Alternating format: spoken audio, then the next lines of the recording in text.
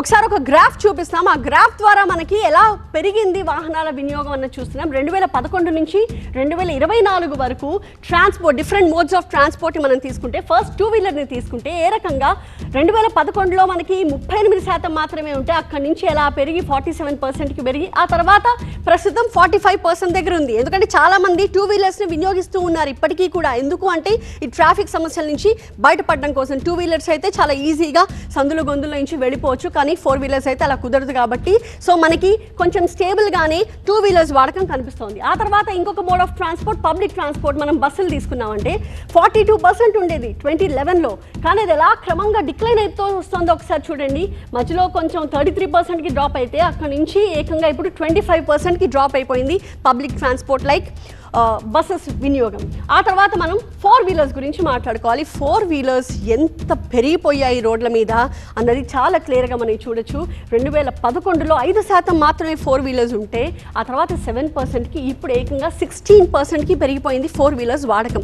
ఎందుకు అంటే చాలామందికి కూడా అప్గ్రేడేషన్ అన్నది లైఫ్లో ఇంపార్టెంట్ అని ఫీల్ అవుతున్నారు. సో వాళ్ళకి నిజంగా ఫోర్ వీలర్ అవసరం ఉన్నా లేకపోయినా కూడా రోడ్ల మీద హ్యాపీగా ఎంజాయ్ చేయాలి అంటే ఫోర్ వీలర్కి మనం అప్గ్రేడ్ అవ్వాలన్న భావన ఉంది. ఒకే ఒక వ్యక్తి వెళ్తూ ఉన్నా కూడా చాలామంది ఫోర్ వీలర్స్ని వినియోగిస్తూ ఉన్నారు. మనం అంతా కూడా చేస్తూనే ఉన్నాం.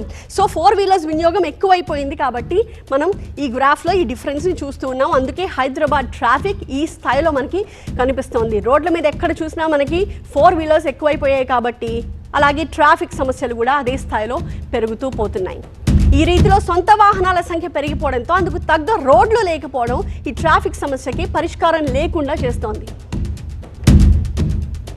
రైట్, ఇక ఇతర మెట్రో నగరాలతో మనం కంపేర్ చేసుకుని చూద్దాం. హైదరాబాద్లో వాహనాల వేగానికి ఇతర మెట్రో సిటీస్లో వాహన వేగానికి మనం కంపారిజన్ డ్రా చేద్దాం.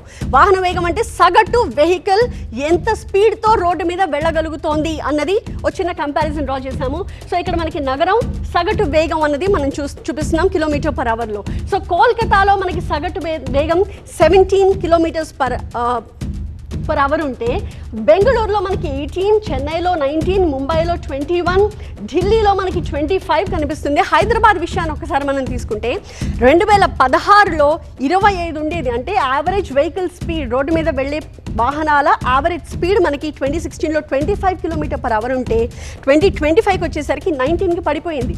ఎందుకు అంటే ఫాస్ట్గా వెళ్ళలేకపోతున్నాం. బికాస్ ఎక్కడ చూసినా మనకి వాహనాలు ఎక్కువైపోయాయి కాబట్టి యావరేజ్ స్పీడ్ చాలా తగ్గిపోతుంది. చాలా వరకు బంపర్ టు బంపర్ వెళ్ళాల్సిన సిచ్యువేషన్ కూడా మనం రోడ్ల మీద చూస్తూ ఉన్నాం. కాబట్టి యావరేజ్ స్పీడ్ మనకి హైదరాబాద్లో 2025కి వచ్చేసరికి చాలా తగ్గిపోయి కనిపిస్తుంది. కానీ అధికారులు మాత్రం 24 km/h ఉంది, అంత మెయింటైన్ అవుతుందని చెప్తున్నారు. కానీ యాక్చువల్లీ వాహనదారులు మాత్రం అందుకు భిన్నంగా స్పందిస్తూ ఉన్నారు. పీక్ అవర్స్లో పంజాగుట్ట, బేగంపేట్, మియాపూర్ లాంటి రద్దీ ఎక్కువగా ఉండే ప్రాంతాల్లో ట్రాఫిక్ జామ్ అవుతూ గంటకి కిలోమీటర్ వేగాన్ని ఇంకా తగ్గించేస్తోందని చెప్తున్నారు.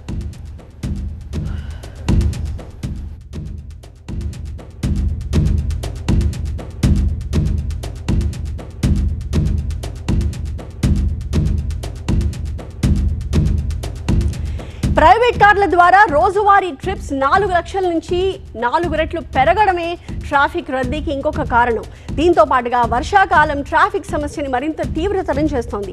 ఈ సమస్య ఎక్కువగా IT corridor, old city, Panjagutta, Somajiguda, Begumpet, Ameerpet, Kukatpally ప్రాంతాల్లో ఎక్కువగా కనిపిస్తోంది.